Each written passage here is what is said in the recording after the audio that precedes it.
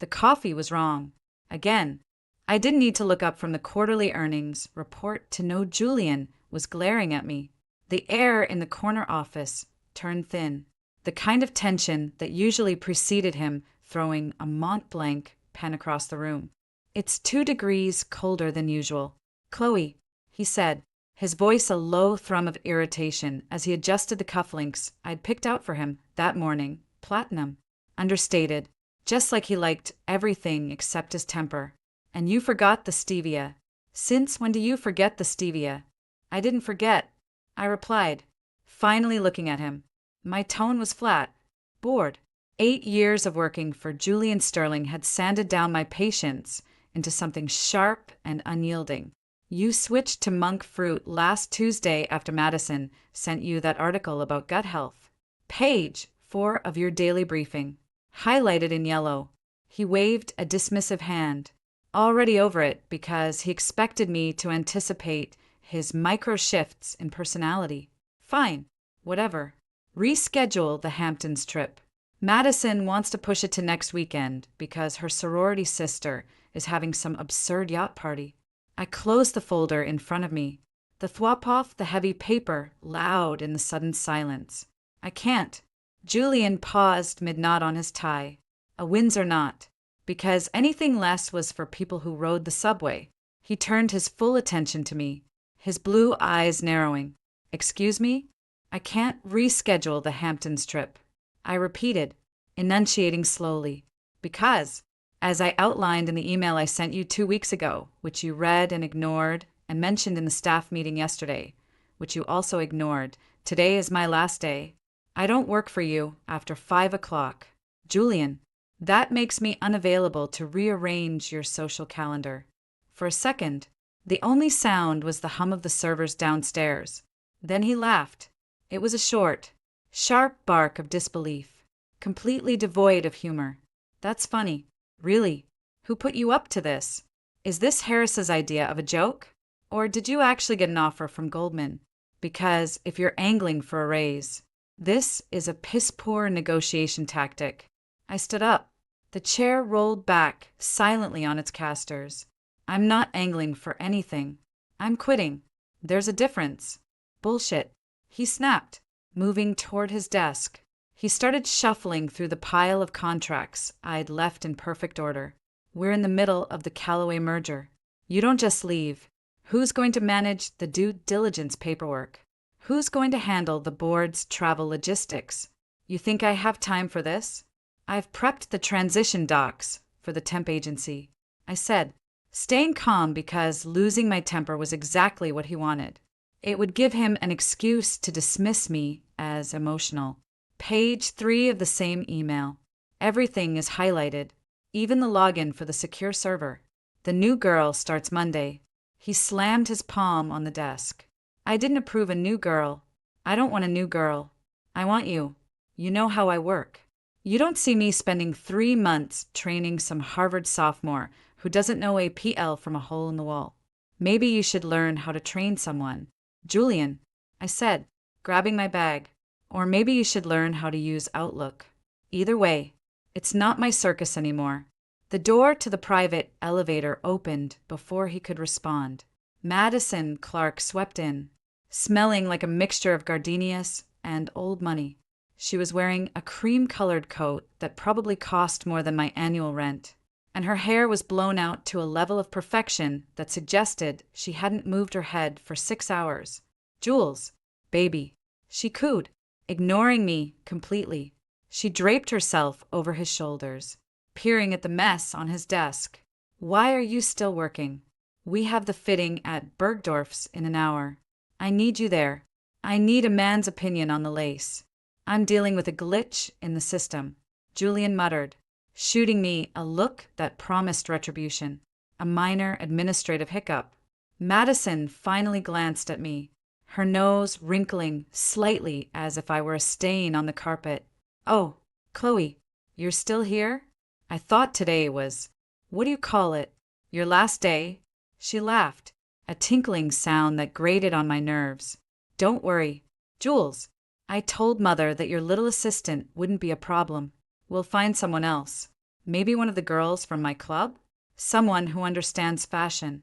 Julian didn't correct her. He didn't say, "She's not just an assistant. She's the reason this company hasn't collapsed under your ego." He just looked at me, waiting to see if I'd break. I didn't. "Mr. Sterling," I said, turning to him, deliberately using his formal title to remind him of the professional boundary he kept trying to stomp on. "Your 3 o'clock with legal is confirmed. The non-disclosure agreements are on your secondary monitor.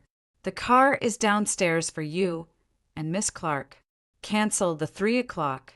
Julian said automatically, his eyes never leaving mine. "Chloe, you're coming with us.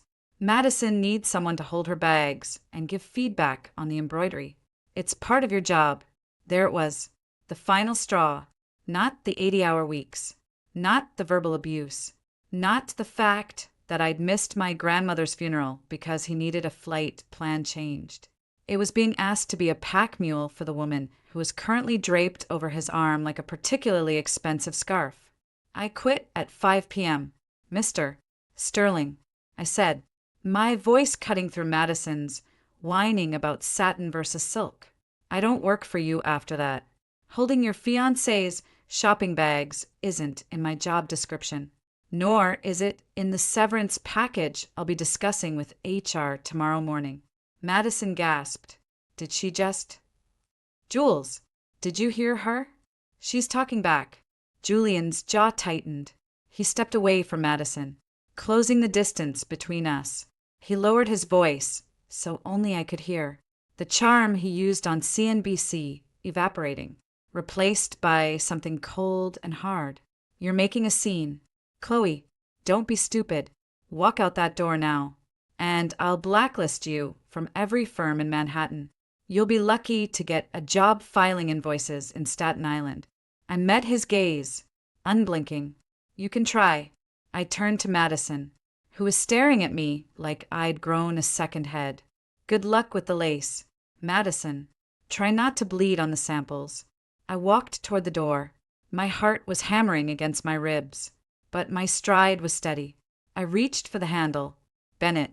Julian's voice came from behind me, stripped of its earlier bravado, sounding almost confused, like a toddler whose favorite toy had suddenly developed a will of its own.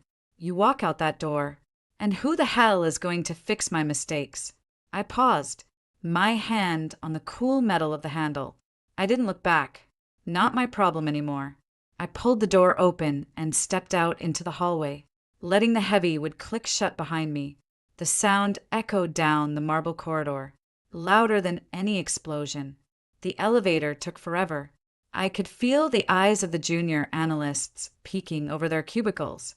They were waiting for the other shoe to drop, for Julian to storm out and fire me on the spot. But he didn't. He stayed inside, probably trying to figure out why his world hadn't stopped spinning just because I'd decided to step off it. When the elevator doors finally opened, I stepped inside and hit the L button. As the door slid shut, I caught a glimpse of my reflection in the polished brass. I looked tired. I looked older than 28, but I also looked free. My phone buzzed in my pocket, a text from an unknown number, though I knew exactly who it was. "Unknown, this isn't over. Come back upstairs. We'll talk about a bonus." I didn't reply. I just watched the floor numbers tick down. Lobby, ground 0, freedom. The doors opened. I walked out into the late afternoon sun, past the security desk where the guards nodded at me, past the revolving doors, and onto Park Avenue. The noise of the city hit me all at once, the honking of cabs, the shriek of brakes, the murmur of thousands of people rushing somewhere. I took a deep breath. It tasted like exhaust fumes and possibility. Another buzz. This time, it was an email notification. Subject line, "Where are you?" I deleted it. Then I blocked the number. I didn't have a new job lined up. I didn't have a trust fund. All I had was a half-empty Metro card and a suitcase full of resentment. But as I walked toward the subway entrance, I realized something that made me smile for the first time in years.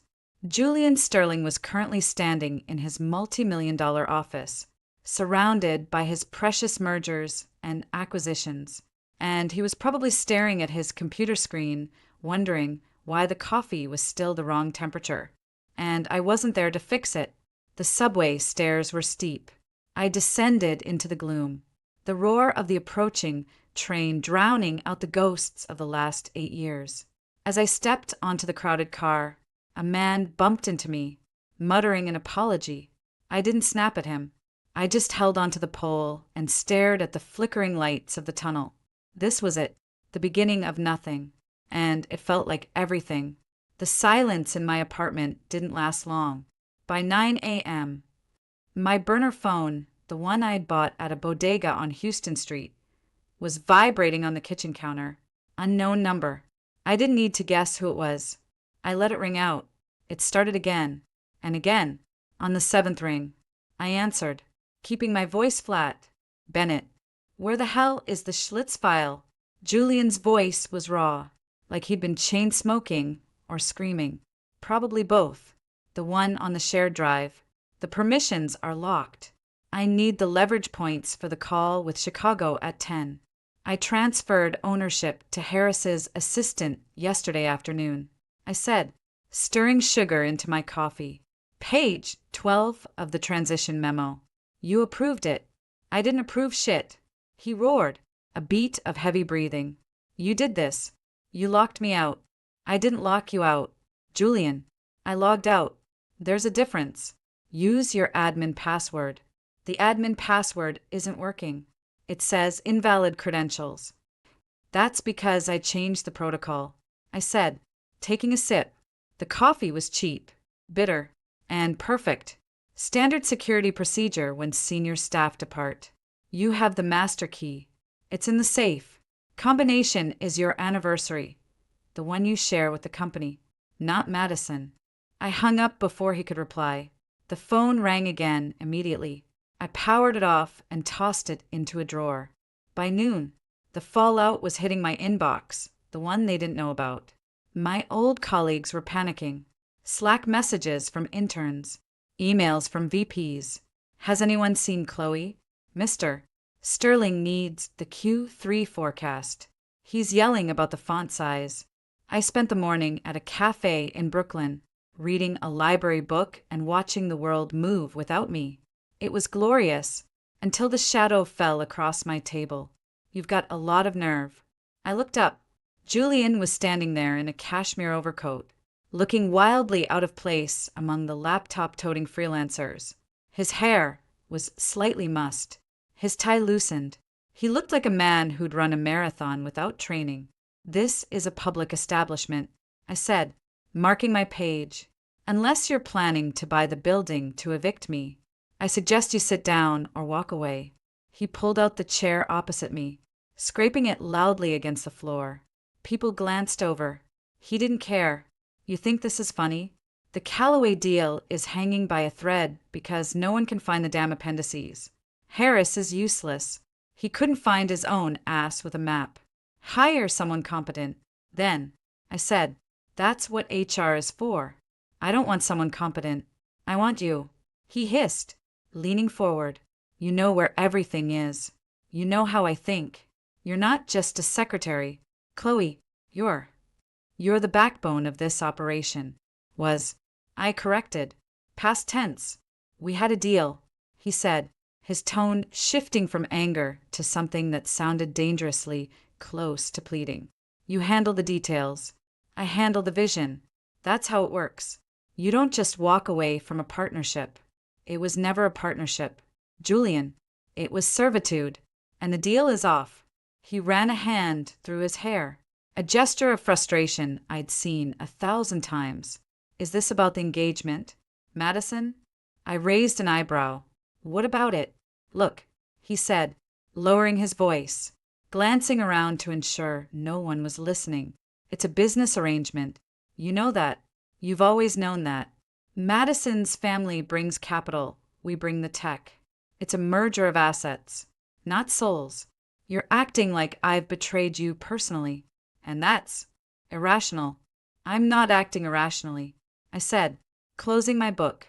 I'm acting like someone who is no longer employed by you.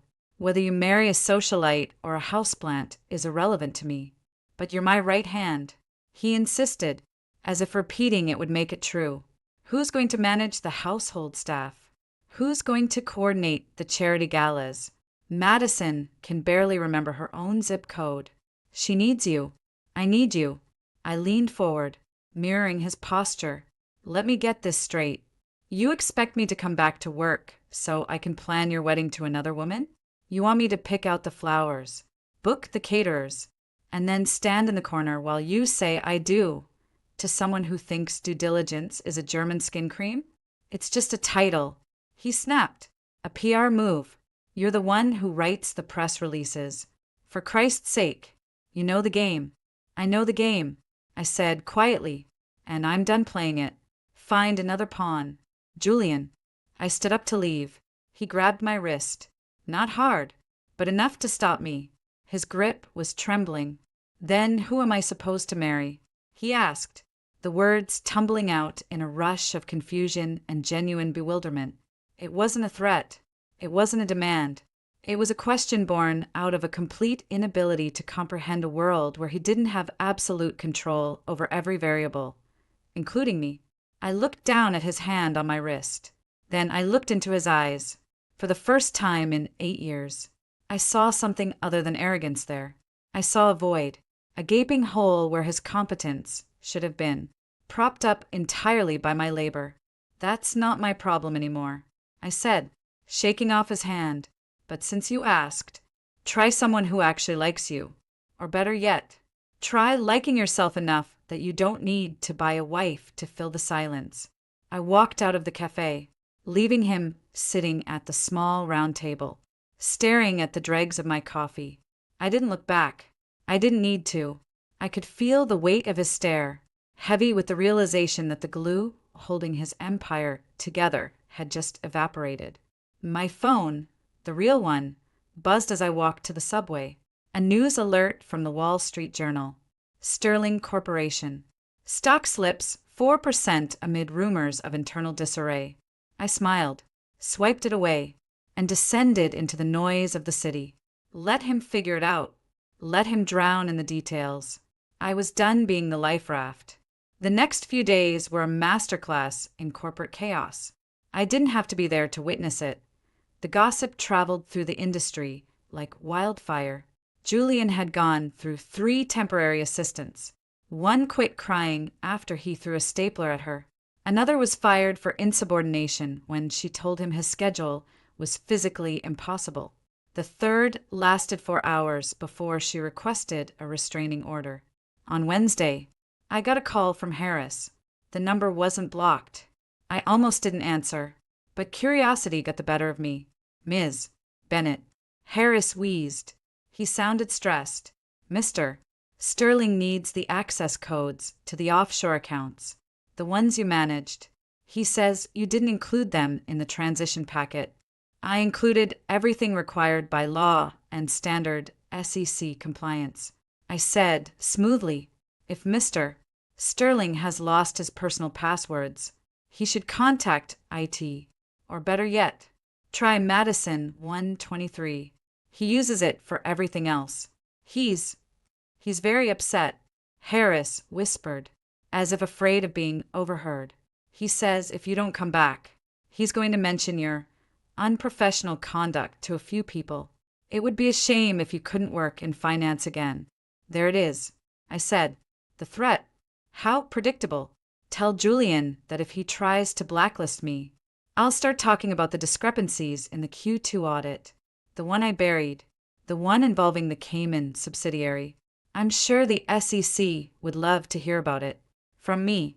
Silence on the other end. Then a choked sound. You wouldn't. I just did. Have a nice day. Harris. I hung up. The power surge was intoxicating. For years, I'd been the keeper of his secrets. Now, those secrets were my armor. Later that evening, I was at a bar in the village with an old college friend. The TV above the bartender was muted, but the ticker at the bottom caught my eye. Sterling Corp announces postponement of Callaway merger. I clinked my glass against my friend's. To glitches in the system, I said. To you. She replied, grinning. You actually did it. I watched the ticker scroll. Julian Sterling was learning a hard lesson. Empires aren't built on charisma alone. Sometimes they're held together by the hands of the people you step on. And when those hands let go, the fall is spectacular. My phone buzzed again. This time, it was a text from a number I didn't recognize. But the message was pure Julian. Fine. Name your price. Double it. Just get back here and fix this. I didn't block him. I saved the number under the glitch. Then I turned off my phone, ordered another drink, and listened to the jazz trio in the corner. For the first time in a decade, the only voice I heard was my own, and it was telling me to stay exactly where I was. The retaliation was textbook Julian. 3 days after I told Harris to shove the offshore accounts, my health insurance lapsed. Midnight on Friday, I got the email from Aetna. Your coverage has been terminated at the request of the policyholder. I called the member services line Saturday morning. The rep sounded bored. Ma'am, it says here the primary account holder, a Julian Sterling, withdrew you from the plan effective immediately. Reason listed. Termination of employment. I know why it happened. I said, pinching the bridge of my nose. Can he do that? Well, no. If he's the policyholder and you're no longer a dependent or an employee receiving benefits, yeah, he can. You've got COBRA options. Though, it's expensive. But, thanks. I cut her off. I hung up, tossed the phone on the couch, and stared at the ceiling. Classic Julian. He couldn't control my work anymore, so he went after my health care. Petty, even for him. Monday morning, the calls started. Not from Julian, he was too proud for that now. From recruiters, except they weren't offering jobs. They were apologizing. Chloe, hey, it's Mark from Spencer Stewart. Look, I'm so sorry, but the Sterling account called. They said you're, how did they put it, persona non grata. I'd love to help, but we've got a strict non-compete with Julian. And, he kind of bankrolls half our retained searches. Hope you understand. Totally, I said. No hard feelings. Mark, one more thing, he added, lowering his voice. He's telling everyone you walked out with proprietary data. Just watch your back. Okay. I hung up. Over the next 48 hours, it happened 7 more times. Headhunters I'd known for years. Firms I'd interviewed with years ago, all singing the same tune.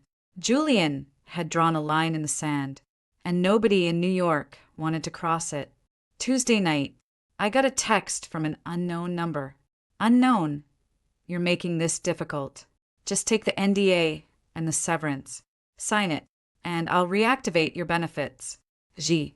I didn't reply. Instead, I forwarded the text to my personal email, then blocked the number. He wanted a war of attrition? Fine. But I'd learned a long time ago when Julian plays dirty. You don't play cleaner, you play smarter. Wednesday afternoon. I was grabbing a coffee near Union Square when a sleek black Maybach double parked across the street. Hazard lights blinking. Julian got out, not even bothering to tell the driver to stay put. He crossed against the light, dodging a bike messenger who flipped him off. You're impossible to reach. He snapped, falling into step beside me like we were heading to a meeting. I've left 6 messages.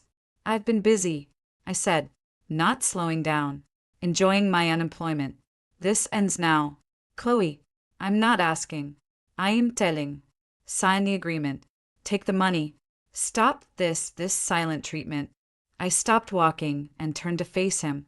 Let me get this straight. You canceled my health insurance. You've blacklisted me from every firm in the tri-state area. And now you're texting me like we're negotiating a lunch order? You've lost your mind. I'm protecting my interests, he said, his jaw tightening. You're acting like a disgruntled ex-employee. Do you have any idea what you're doing to my reputation? Madison's father is asking questions. The board is asking questions. And you're just ghosting me? I'm not ghosting you. Julian, I'm living my life. Something you clearly don't understand because you've never had one that didn't involve a stock ticker. He stepped closer, lowering his voice. You think this is a game? I've got Harris drawing up a cease and desist. I've got people looking into your apartment lease, your student loans, your… Save it. I cut in. You want to sue me? Go ahead. But when the discovery phase starts, and I have to produce every email, every memo, every off-the-books transaction you ever dictated to me, who do you think the SEC is going to believe? The guy who can't remember his own passwords? Or the woman who's been cleaning up his messes for 8 years? His expression flickered just for a second. Fear. Real. Actual fear. Then it was gone, replaced by cold calculation. You'd destroy me. I don't have to destroy you, I said. You're doing that all by yourself. I'm just not around to sweep up the broken glass anymore. I turned and walked away. He didn't follow. When I glanced back from the corner, he was still standing there, staring at his reflection in a storefront window like he didn't recognize the man looking back. That night, Madison Clark found me. I was at a gallery opening in Chelsea. A friend of mine curated it, and I'd promised to show up for moral support. The place was packed with the usual mix of hipsters, critics, and hedge fund guys pretending to care about conceptual art. I was nursing a lukewarm white wine when a familiar, high-pitched voice cut through the ambient noise. Well, if it isn't the woman of the hour. I turned. Madison was dressed in something pale pink and aggressively ruffled. Her arm looped through another socialite's. She looked like a cupcake someone had spent too much time decorating. Madison, I said, nodding. Lovely dress. Did it come with a complimentary tiara?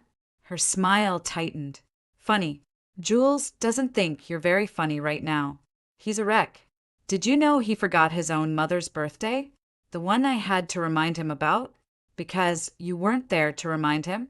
Sounds like a personal problem, I said, taking a sip of wine. It is a problem, she hissed, leaning in. The champagne on her breath was nauseatingly sweet. He's distracted. The merger is stalled. His mother is furious. And it's all because you decided to throw a tantrum like a spoiled child. Tantrum? I laughed.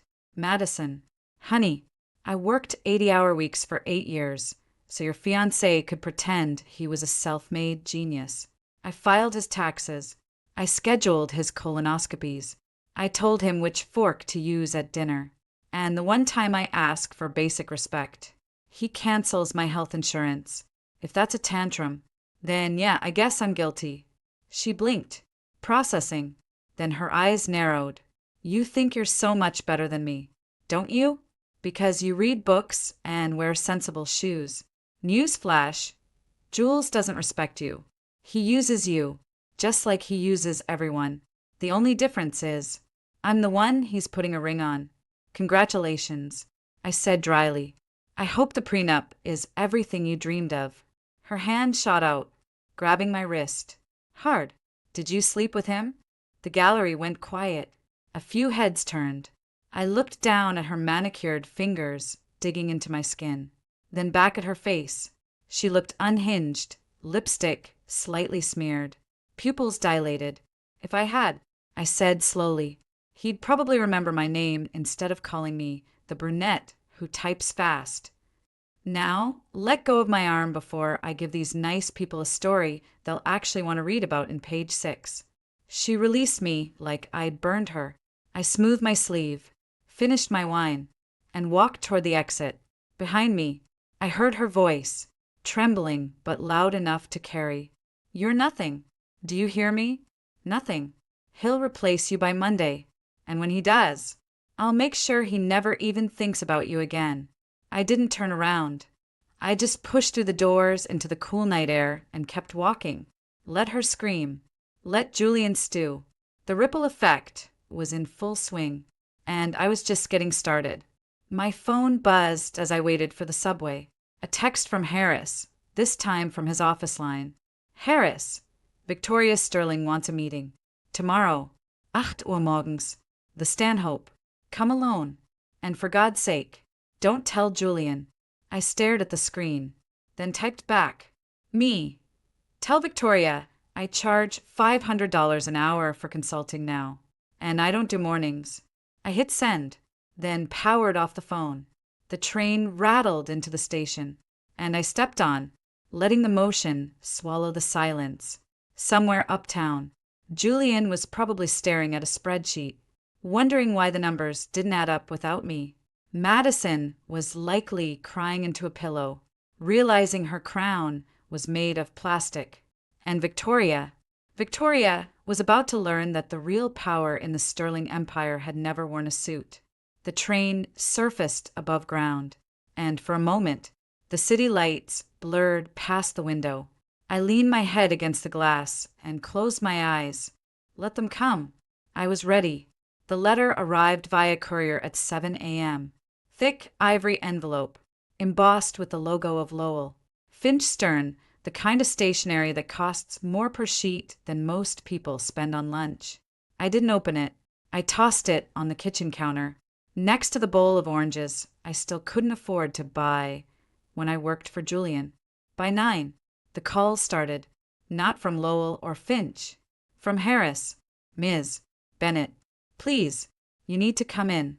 Mr. Sterling is agitated. Agitated? I poured coffee into a chipped mug. Harris, it's 9 in the morning. I'm not coming in anywhere. Read the resignation letter. It was pretty clear. This isn't about the resignation anymore, he whispered, voice cracking.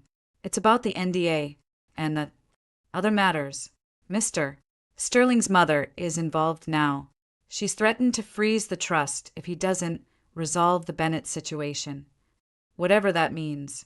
It means she's tired of him burning the furniture to stay warm. I said, tell her I charge consulting fees now. $500 an hour. Cash. I hung up. 10 minutes later, the doorbell rang. Not a knock, a sustained, entitled buzz. I peered through the peephole. 2 men in charcoal suits. One carried a leather satchel like it contained the Holy Grail. The other had a face like a bulldog chewing gravel. I opened the door, leaving the chain on. Miss Bennett? Bulldog said. I'm Richard Harris's attorney. Michael Trent. We need a moment. You need to leave, I said, or I'm calling the cops and telling them 2 men from Sterling Corp are harassing a private citizen. Trent held up a hand, placating. We're not here to threaten. Mr. Sterling simply wants the files returned. The ones you neglected to transfer during your departure. Neglected? I unlatched the chain and opened the door wide enough to see his face. Michael, right? Listen closely. I returned everything mandatory under federal labor law and SEC retention policies. If Julian thinks I walked out with proprietary data, he's projecting. He's the one who can't remember where he puts his own passwords. He believes you have copies, Trent said, his tone cooling, of the offshore accounts, the Cayman transactions, the discrepancies in the Q2 audit. I laughed, not a giggle, a full-throated, genuinely amused sound. Discrepancies? Is that what we're calling felony tax evasion these days? How cute. Trent's jaw tightened. Sign the NDA. Miss Bennett, return whatever you're holding. And Mr. Sterling is willing to offer a generous severance, double what was initially proposed, in exchange for your silence. Generous? I stepped fully into the doorway, crossing my arms. Let me explain something to you. Counselor, I didn't take copies. I don't need them. I lived those numbers for 8 years. I can recite the account numbers in my sleep. I can tell you which shell company bought the villa in St. Tropez and which one funneled money to Madison's charity so she could avoid gift taxes. You want me to sign an NDA? Fine. Draft one that includes a non-disparagement clause for me. And while you're at it, add a clause that guarantees my full COBRA coverage for the next 24 months. Paid by Sterling Corporation. Up front. Trent blinked. That's highly irregular. So is committing securities fraud. I said, here's the deal. You walk away right now. Tell Julian to stop sending goons to my apartment. And I won't send an anonymous tip to the Journal with enough breadcrumbs to keep the SEC busy until Christmas. But if I get one more letter, one more cease and desist, or one more interruption before my second cup of coffee, I start talking to everyone, starting with the junior associate in your firm who's sleeping with the SEC investigator. You know the one. I shut the door in his face. Through the wood, I heard him sputter something indistinct before his footsteps retreated down the hall. That evening, the text came from Julian, not a number I recognized, but the arrogance dripped from every word. Unknown, you think you've won? I built this company. I don't need you to remember numbers. I need you to remember your place. And your place is beneath me. Stay there. I didn't reply. I didn't need to, because 2 hours later, Madison Clark blew up his world in a way no NDA could contain. The engagement party was at the Met. Black tie, private rooms overlooking the Temple of Dender. I wasn't there. I was watching it unfold on my laptop via a live stream from a gossip blog. The camera panned across the crowd, Julian stiff in a tux, Madison radiant in diamonds that probably had their own security detail. Then, the feed cut to shaky handheld footage. Someone had sneaked a phone past security. Madison was in the center of the Great Hall, champagne flute in hand, her voice echoing off the marble. And I just want to say, she slurred, that none of this would be possible without her. A murmur rippled through the crowd. Julian moved toward her, his face a mask of controlled panic. Madison, darling, let's go back to the... No. She wrenched her arm away, stumbling backward. I'm tired of pretending, tired of being the pretty face while he falls apart without her. Julian grabbed her elbow. Madison, stop this. Now. Why? She spun to face him, jabbing a finger into his chest. Because I'm embarrassing you? Because, God forbid, the great Julian Sterling looks like he can't tie his own shoes without asking his secretary first? Newsflash. Jules, everyone knows. They all know you're nothing without her. You're a spoiled, rich boy playing CEO. And the only reason your stock hasn't tanked completely is because she spent 8 years cleaning up your messes. The crowd went dead silent. Julian's knuckles whitened on her arm. Get her out of here. 2 security guards moved in. Madison didn't resist. As they led her away, she twisted back, shouting over the stunned silence. Ask him who really runs the numbers. Ask him who he calls when the markets crash. It's not me. It's never been me. It's... Her voice cut off as they pulled her through a side door. Julian stood frozen in the center of the room, the diamond cufflinks I'd picked out winking under the chandeliers. Slowly, deliberately, he reached into his pocket, pulled out his phone, and stared at the screen. Then he looked up, scanning the crowd as if expecting me to materialize from the shadows. He didn't see me. He saw the faces of his investors, his board members, his mother, all watching him with the same expression, pity. My phone rang. Landline. I never gave out the landline. I picked up. Silence on the other end. Just ragged breathing. Julian, I said softly. Why? His voice was shredded. Why didn't you tell them? Why didn't you tell Mite was this bad? Because you never asked. I said, you only ever asked what I could do for you, never what you were becoming without me. He hung up. No goodbye. No srets. Just the hollow click of a man realizing the throne he'd built was balanced on a foundation of sand, and the architect had just walked away. I set the receiver down and closed the laptop. Outside, a siren wailed, Dopplering into the distance. I poured another coffee, black, and drank it standing by the window. The city glittered. Indifferent. Somewhere, Julian was trying to salvage a party that had become awake.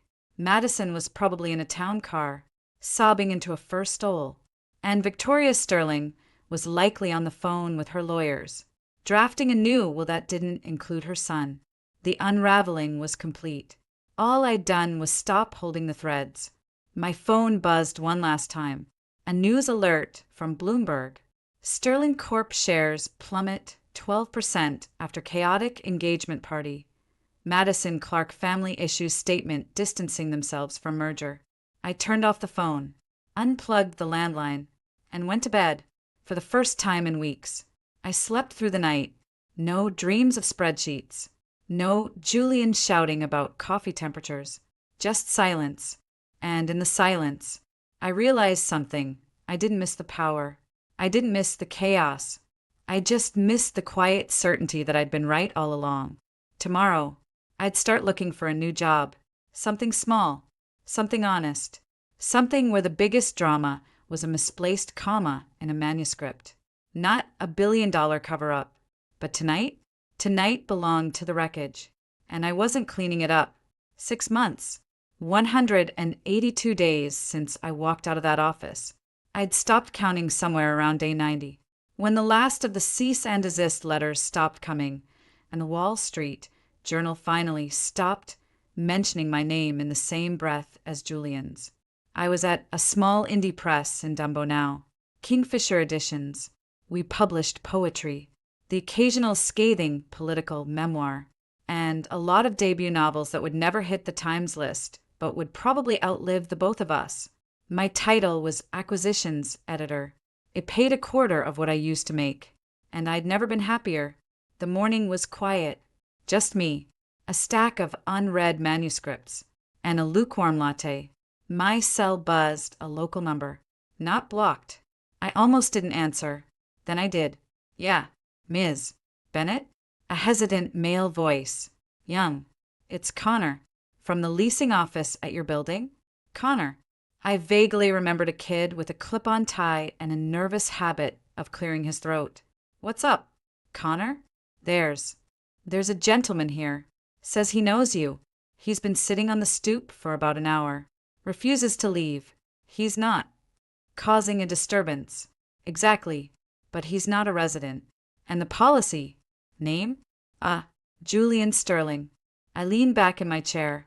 Sterling. Not Mr. Sterling. Just Julian. Interesting.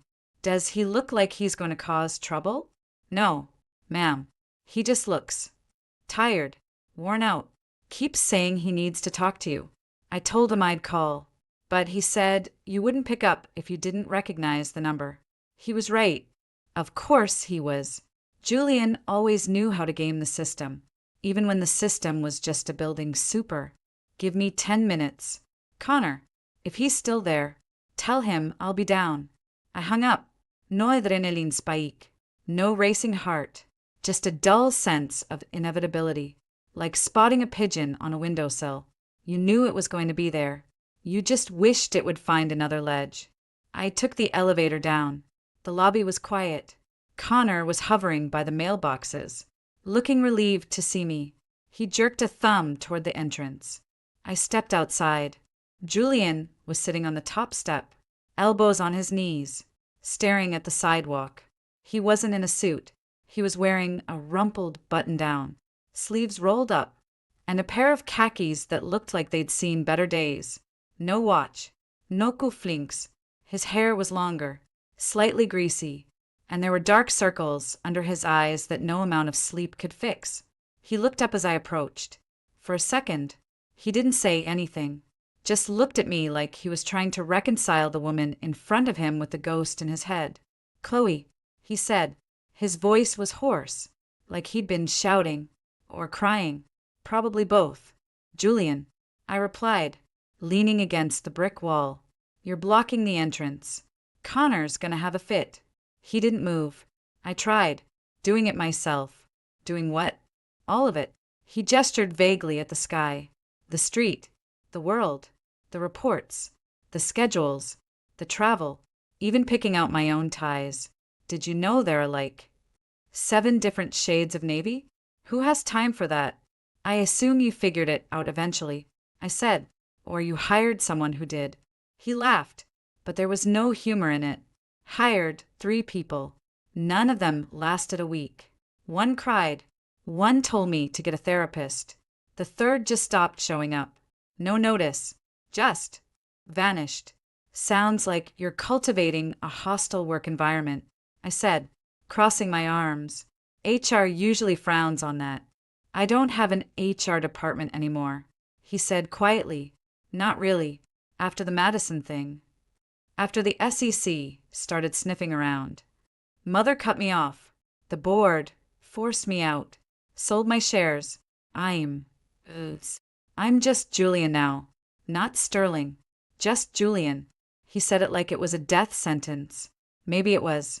For a man who'd spent his whole life being a brand. I'm sorry to hear that, I said, and I meant it. In the detached way you mean it when a stranger tells you their car broke down. But I'm not sure why you're telling me. Because you were right, he said, the words tumbling out now. About all of it. I treated you like a function. Like a piece of software. And when you crashed, I didn't know how to reboot. I still don't. I pushed off the wall and sat down on the step below him, keeping a careful distance. Close enough to talk. Far enough to maintain the boundary. You should learn to do it, I said, echoing the words I'd spoken months ago. Or hire someone properly, not own them. I know, he whispered. I know that now. I've had a lot of time to think. About what I lost. About who I was. About. He trailed off, staring at his hands. They were shaking. About who I am without you. There it was. The question. Stripped of arrogance. Stripped of entitlement. Just a man. Sitting on a stoop. Asking the void. I watched a delivery truck rumble past. Its brakes squealing. A group of kids ran by. Laughing. Life. Moving on. You're supposed to be Julian, I said finally. Just Julian. A guy who probably still can't tell the difference between a PL and a tax return. A guy who orders his coffee too cold and forgets his mother's birthday. A guy who maybe, someday, learns that people aren't functions. They're people. He looked at me then, really looked, like he was seeing me for the first time, not as an extension of himself, but as a separate entity. A person who had chosen to walk away. I don't know how to be that guy, he admitted. Nobody does it first. I said, standing up. You figure it out. Or you don't. But either way, it's not my problem anymore. I started to walk back toward the door. Chloe, he called after me. Wait. I paused, hand on the rail. Didn't turn around. If you ever need anything. I smiled. A small, sad curve of the lips. I won't, Julian. But thanks. I went back inside. Connor was waiting by the mailroom, looking anxious. Everything okay, Ms. Bennett? Fine. Connor, I said, punching the button for the elevator. Just an old acquaintance saying goodbye. The elevator doors opened. I stepped in. As they slid shut, I caught a glimpse of Julian, still sitting on the stoop, hunched over, staring at the pavement. A ghost of a man who'd spent his life haunting other people's lives. Upstairs, my desk was exactly as I'd left it. The manuscripts, the latte, the quiet. I sat down, picked up the top manuscript, and started reading. An hour later, my phone buzzed. A news alert from the Post. Julian Sterling enters rehab for executive burnout. Sources cite total collapse of personal and professional life. I read the headline. Then I clicked dismiss. No satisfaction. No está de fraude. Just a quiet confirmation that the ripples had finally settled. I went back to the manuscript. It was a novel about a woman who leaves her husband and starts a bakery. The prose was clunky, but the heart was there. I reached for a red pen, made a note in the margin, show. Don't tell, and kept reading. Outside, the city hummed. Inside, it was just me, the words, and the steady rhythm of a life I'd built with my own hands. No empires to prop up, no egos to massage, just stories, and for the first time in 8 years, they were my stories to tell.